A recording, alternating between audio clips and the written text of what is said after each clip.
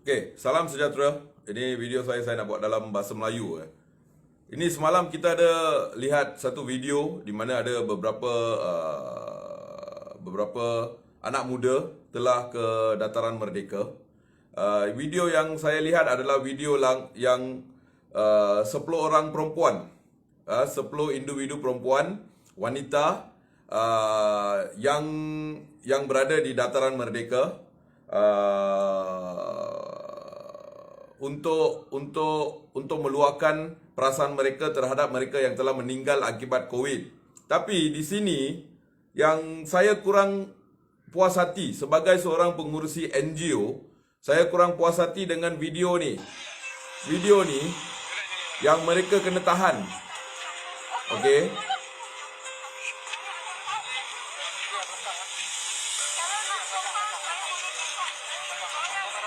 Video ni mereka kena tahan waktu malam. 10 wanita kena tahan di tengah-tengah pusat bandar. Okey. Dan di sini saya apa yang saya nak mempertikaikan ialah PDRM. Okey, PDRM di negara kita kita mempunyai akta. Okey, PDRM menahan mereka. Okey, PDRM menahan mereka atas akta jangkitan penyakit jangkitan. Okey. Yang saya tak faham, akta ini berada bawah akta KKM, Kementerian Kesihatan. Jadi Kementerian Kesihatan telah turunkan kuasa itu kepada PDRM. Jadi PDRM sekarang nak jalankan tugas, boleh jalankan tugas. Okey. Kepada semua rakyat Malaysia, kamu harus tahu, jikalau PDRM, okey, atau seorang anggota polis datang kepada anda, dan kalau anggota polis itu bagi tahu anda harus ikut dia ke balai polis, saat itu anda sebenarnya telah ditahan. Walaupun kamu tak ditaruh gari, walaupun kamu tak digari, okey, walaupun kamu tak digari, kalau seorang anggota polis datang kepada anda dan bagi tahu anda harus ikut ke balai polis, bererti anggota tersebut telah menyekat kebebasan anda. Okey, kalau anggota tersebut telah menyekat kebebasan anda, bererti anda ditahan. Sekarang soalannya, saya ada nampak satu video di mana seorang gadis India kalau tak silap saya, dia telah bertanya kepada pihak polis, kenapa begitu ramai polis telah datang? Mereka tak jawab, yang pertama. Yang kedua, dia asyik tanya, adakah saya ditahan, adakah saya ditahan, adakah saya ditahan. Okey, pihak PDRM telah memberi jawapan selepas begitu lama. Okey, baru pihak PDRM cakap, ya, kamu ditahan. Dan mereka diheret kepada Black Maria, iaitu lori polis. Okey, tak apa. Soal saya, dalam video yang sama tu, perempuan India telah bertanya, atas akta apa saya ditahan? Atas akta apa saya ditahan? Di Malaysia ni kita mempunyai undang-undang, PDRM yang sedang menegakkan undang-undang, okey, atau PDRM yang sedang memastikan semua mengikut peraturan dan perlembagaan di negara kita. Tetapi PDRM harus ingat, apabila PDRM menahan seorang, okey, tak kisah kalau dia digari atau tak digari, kalau PDRM menahan seorang, PDRM harus memberitahu orang itu ditahan di bawah akta apa. Ini adalah satu perkara yang harus. Ini bukan satu yang di mana pihak polis boleh bagi tahu atau tak boleh bagi tahu. PDRM tidak mempunyai apa orang cakap, PDRM tidak mempunyai A ke B, tak ada. Dia satu saja, senang. PDRM harus memberitahu kamu ditahan bawah akta apa. Senang, itu saja. That is what PDRM have to do. Okey, ini adalah hak kita. Kalau PDRM mempunyai kuasa-kuasa tertentu untuk menahan seseorang, tak apa, kita akan ikut. That is no problem. Kalau mereka berdegil atau melawan balik, PDRM ada kuasa dia, tak apa. Saya tak nak mempertikaikan mengapa dia ditahan. Okay, that is a different part. Tetapi proses penahanan itu, dalam video tu jelas kami nampak, dia berulang kali dia bertanya, atas akta apa saya ditahan? Under what act am I being arrested? Dan PDRM tak nak jawab itu, kamu heret diorang masuk ke dalam Black Maria. Ini satu tindakan yang harus kami tegaskan. Atau kami harus memberi amaran, kita boleh cakap. Saya tak kisah, okay? Ini adalah satu, sebagai seorang pengurusi NGO under the human rights, okay? Kita kena pastikan PDRM tidak ulangi, dan kepada pihak-pihak anggota yang telah menahan perempuan itu, mereka harus disiasat. Pihak polis mempunyai beberapa akta. Akta yang pihak polis gunakan supaya mereka tak berhimpun di sana adalah Akta KKM. Okey, akta di bawah KKM atas penularan jangkitan berbahaya. Kita faham bahawa akta itu ini bukan darurat. Okey, sekarang kita tak ada darurat lagi. Okey. Jadi polis menggunakan Akta KKM. KKM telah memberi kuasa kepada pihak polis untuk menjalankan perkara itu kita faham. Tetapi kalau orang tak nak bekerja sama dengan polis, dia harus ada akta. Atas akta apa dia ditahan. Janganlah macam kau nak heret binatang masuk dalam lori, tak boleh macam tu. Ini PDRM, mereka menjalankan tugas. Okay, kerana mereka, kami memang selamat di negara ini. Okay, kita we are actually safe lah, in a sense safe. We have someone who is taking care of what is happening. Tetapi PDRM, they have to follow the SOP. You tak boleh pergi ikut saya ke balai, ikut saya di balai. Kamu sudah ditahan. Tak boleh. Even when I was arrested, okay, thanks to the ASP. ASP waktu tahan saya, waktu saya serah diri, ASP itu siap bagi tahu saya membuat kesalahan apa dan atas akta apa saya ditahan. Itu baru SOP polis. Jangan main, jom ikut, main heret dalam. Cannot, this is against the law. Tak boleh. PDRM, you are not above the law. Kamu mempunyai banyak akta yang boleh diguna pakai. Tetapi soalan saya, setiap warga negara di Malaysia, kalau mereka ditahan, yang harus kamu tahu dua perkara. Kalau kamu ditahan, mengapa, atas kesalahan apa, dan akta apa yang digunakan untuk kamu untuk PDRM tahan kamu. This is something all the Malaysian have to know. One thing, ini perkara penting. The second thing saya nak tanya, kenapa PDRM sampai begitu banyak? Saya tengok 50 lebih anggota nak pergi tahan 10 wanita. Okey, katakan mereka buat kesalahan. Contoh kalau mereka buat kesalahan. Kesalahan itu adalah kesalahan yang boleh di-compound. Sepatutnya PDRM pergi ke sana, beri mereka compound terus. Beri mereka compound, beri mereka amaran di sana. Kalau mereka tak pergi, baru PDRM boleh ambil tindakan selanjutnya. Okey, tidak memberi kerjasama terhadap pihak berkuasa. Ada satu akta. PDRM boleh gunakan. Kami tengok dalam video tu, tak ada satu saman pun telah dikeluarkan di sana. Kenapa tak keluarkan saman di sana kalau mereka memang melanggar akta KKM? This is something wrong. Kenapa harus PDRM tahan mereka, bawa mereka ke balai polis dan beri mereka saman? Kenapa harus buat macam tu? Diorang buat kesalahan. Kita langgar SOP, kita masuk restoran, terus kena saman kan? Kenapa 10 wanita semalam tak dibuat macam tu? Kenapa harus diheret ke dalam Black Maria, lepas tu dibawa kepada balai, lepas tu keluarkan mereka jam 1:30 pagi? Kenapa harus buat macam tu? Dan kalau berhimpun adalah satu kesalahan.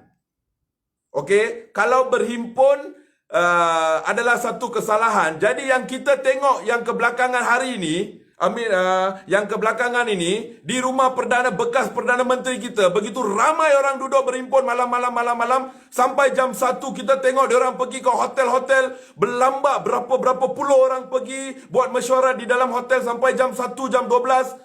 Di rumah bekas Perdana Menteri banyak macam tu, sampai keluar di semua media. Kita tengok kereta-kereta semua masuk. Itu bukan perhimpunan ke? Itu bukan satu, that is not a group of people ke? Itu boleh ke? Kenapa diorang kebal kepada COVID ke? Saya nak tanya, orang yang duduk dalam rumah Perdana Menteri, bekas Perdana Menteri hari itu, buat meeting waktu malam, saya tak tahu dari mana diorang dapat diorang punya kuasa untuk buat macam tu. Kalau mereka boleh, ini baru 10 orang. Diorang ni datang untuk memberi penghormatan kepada orang yang telah meninggal atas sebab COVID. Apa salah? Begitu ramai semua orang boleh masuk rumah bekas Perdana Menteri hari itu. Kita tengok siap keluar dekat Astro Awani. Semua media ada dekat sana. Depan mata seluruh rakyat kita tengok mereka berkumpul di dalam rumah bekas Perdana Menteri. Apa tindakan polis? Tak. Kenapa? Mereka kebal terhadap COVID ke? Atau mereka kebal terhadap undang-undang di negara kita? Apa yang memberi mereka begitu banyak kuasa sampai mereka boleh berhimpun, malam-malam mereka boleh berhimpun? Kita tengok bekas-bekas menteri semua lari sana, lari sini. Mereka bukan pergi seorang bawa kereta. Diorang ada diorang punya escort, diorang punya pengikut, diorang punya orang. Satu orang nak pergi mesyuarat kena ada 20 orang ikut dia untuk apa benda? Itu bukan satu apa orang cakap? Itu bukan satu perhimpunan ke? Mesyuarat yang tak masuk akal. 12 malam. Apa benda punya mesyuarat? Adakah bekas timbalan Perdana Menteri kebal terhadap COVID-19? Atau dia apa? Jiran kepada COVID-19 ke? Sampai Akta KKM ini sepatutnya untuk semua orang, bukan untuk sesetengah golongan saja. Ini yang korang pergi tangkap semalam, semua beasiswa, orang yang budak-budak yang berpendidikan. Mereka adalah generasi yang akan mentadbir negara satu hari nanti. Ini ke dia punya cara untuk kita nak buat anak-anak? Ini kalau anak korang semua dekat sana, saya nak tanya, adakah diorang buat macam ni? Heret diorang. Aku bengang betul tengok cara diorang buat tau. Begitu banyak kita tengok ke belakangan ni. Masuk hotel buat meeting, kereta berlambak. Itu semua polis. Tak. Adakah mereka kebal terhadap COVID-19? Kenapa Akta KKM tidak diguna pakai terhadap mereka? Waktu pejabat mereka kerja boleh. Ini malam pukul 12 pagi sampai pukul 1-2 pagi. Takkan PDRM tak nampak? Jangan.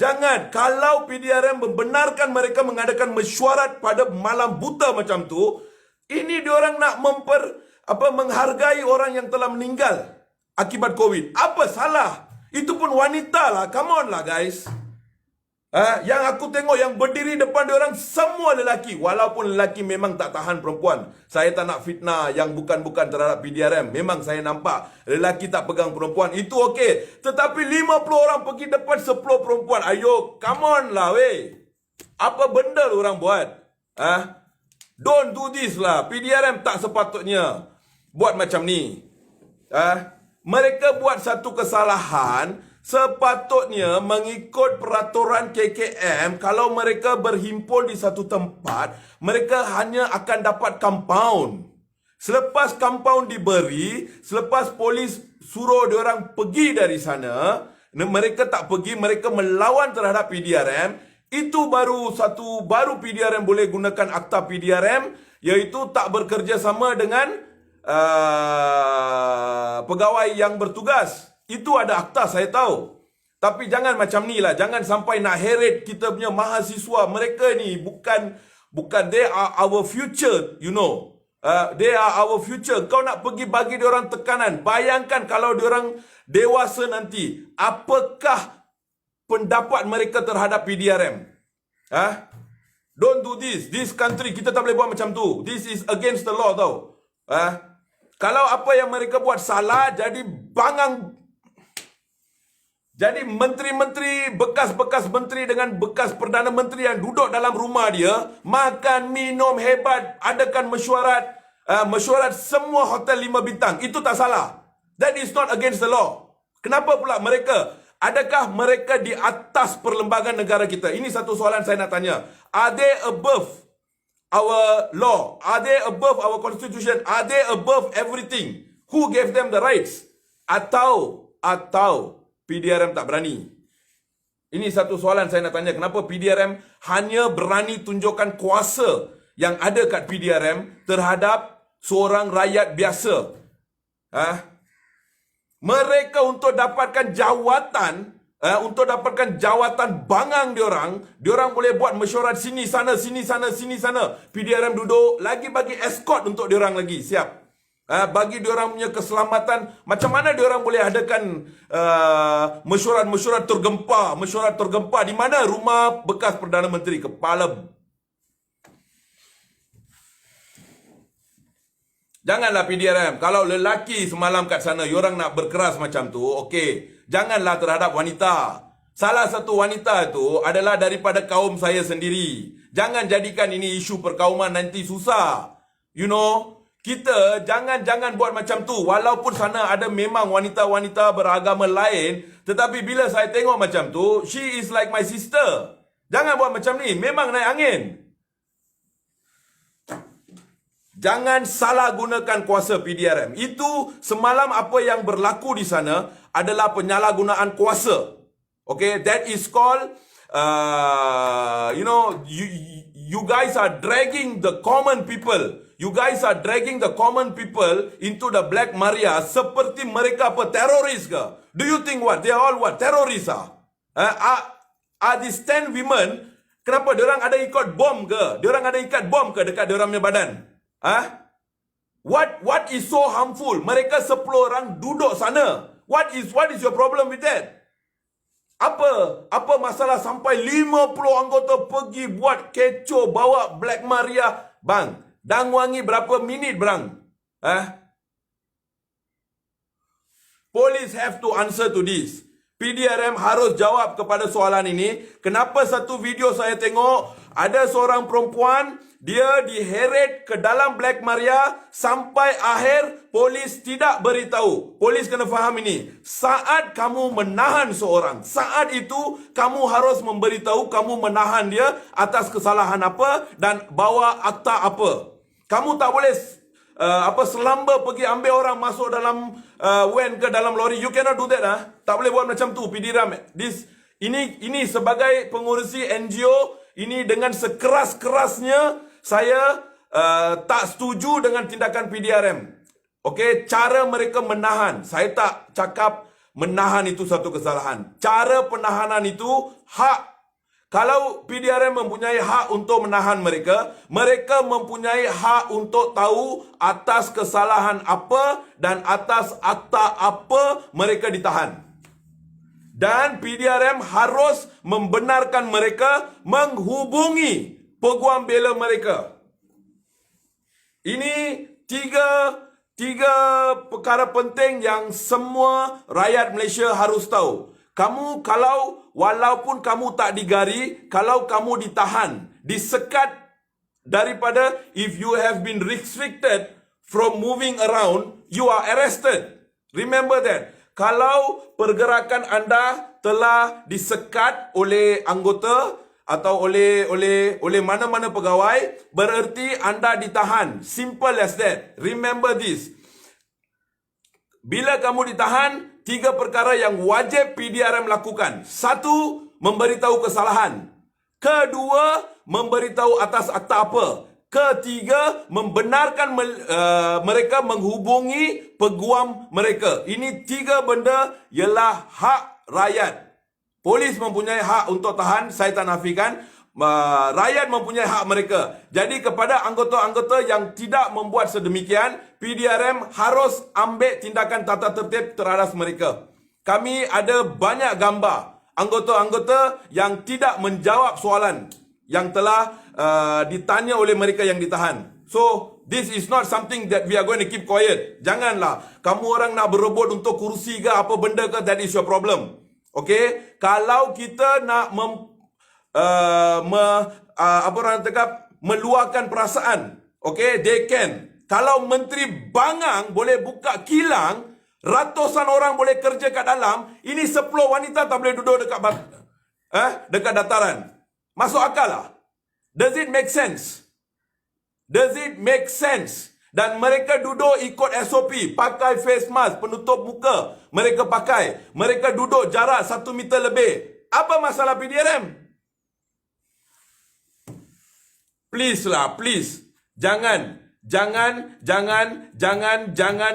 do this again. PDRM, jangan salah guna kuasa. Jangan salah guna kuasa. Kuasa yang PDRM ada adalah bawah Akta KKM, Kementerian Kesihatan Malaysia. KKM telah membenarkan PDRM menggunakan akta itu. Jadi tolong jangan salah gunakan itu. Kalau kamu menahan orang, pastikan memberitahu mereka kesalahan apa yang telah mereka buat dan bawa akta apa mereka telah melakukan kesalahan itu dan di bawah akta apa mereka ditahan. Sekian video saya. Tolong viralkan, tag kepada siapa-siapa yang orang nak tag. It's up to y'all. Okay? Ini adalah satu benda yang harus kita we have to voice out this.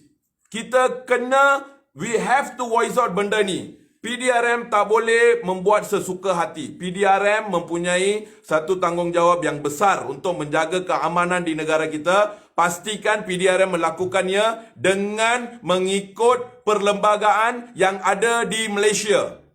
Okey, dengan kamu mempunyai PDRM mempunyai kuasa di bawah Akta Malaysia, di bawah perlembagaan Malaysia, bukan di atas perlembagaan Malaysia. Jadi tolong berperi kemanusiaan satu dan ikut undang-undang. Kamu bukan besar sampai kamu boleh melawan undang-undang atau menukar undang-undang. Jangan ikut. Terima kasih.